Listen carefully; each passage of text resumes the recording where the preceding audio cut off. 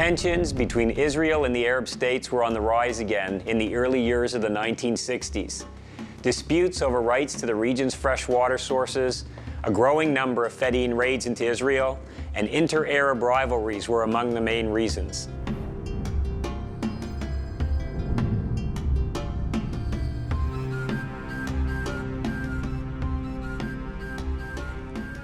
In 1963, Israel began planning to build a pipeline to channel water from the Jordan River and the Sea of Galilee to other parts of Israel, including the Negev Desert. The Arab states accused Israel of plotting to take more than its allotted share of water, and they feared, too, that an irrigated desert would support millions more Jewish immigrants to Israel. The Syrians attempted to use those fears to boost their status as leaders of the Arab world. Not to be outmaneuvered, President Nasser of Egypt called for an Arab summit meeting, stating that Palestine supersedes all differences of opinion. At the 1964 Cairo summit, the Arab League voted to divert from Israel the headwaters of the Jordan River, which are located in Syria and Lebanon, and thus to cut off Israel's main source of water.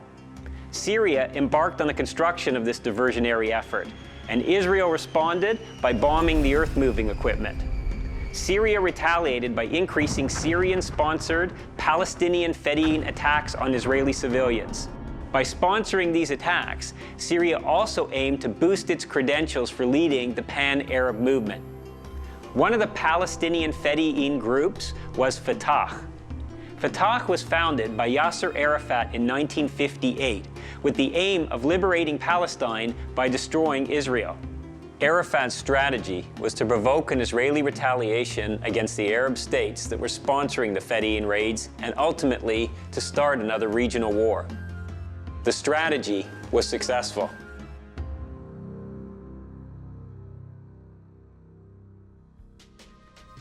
Nasser moved 2 divisions of his armed forces into the Sinai Peninsula close to Israel.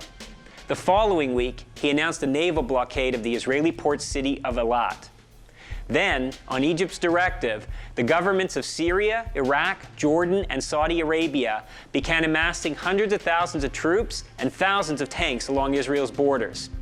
Israel found itself surrounded by enemy states calling for war and promising to annihilate it as retribution for 1948. In a speech of May 26, 1967, Nasser said, "Egypt will, thanks to this war, at long last wipe Israel off the face of the earth." When the international community took a wait-and-see approach, Israel decided that it needed to act. On June 5, 1967, Israel launched a preemptive strike against Egypt that destroyed almost all of the Egyptian Air Force and led to an Israeli victory in 6 days.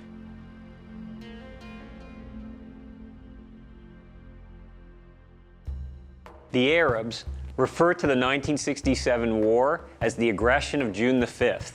In their eyes, Israel started the war with an unprovoked act of aggression. The international community did not agree with the Arab perspective.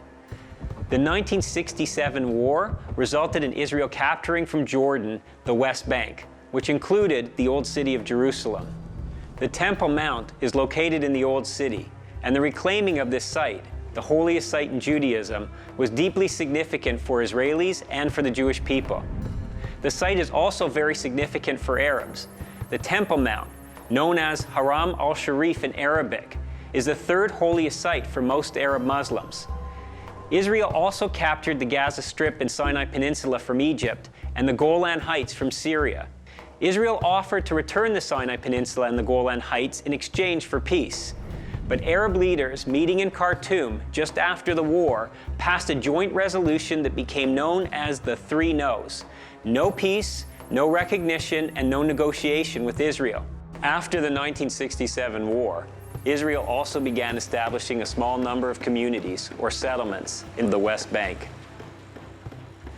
Settlements are our next hot topic. Originally, Israeli settlements were established for security purposes and to rebuild the Jewish communities that were destroyed by Arab forces in 1948. But within Israel, a group known as the Settler Movement opposed the government's policy of limiting Jewish settlement. They wanted Jewish communities to be built throughout the West Bank, which they referred to by its biblical name, Judea and Samaria. The settler movement has exerted political pressure on Israeli government since 1967. Pressure has also been exerted by Arab leaders, who have viewed the construction of Israeli settlements as illegal and have insisted that Israel remove them and withdraw from all the territory it captured in 1967. The United Nations addressed Israel's capture of the territories in 1967 by passing one of its most famous resolutions. Resolution 242, the Occupation Resolution, has been at the center of peace initiatives since it was passed.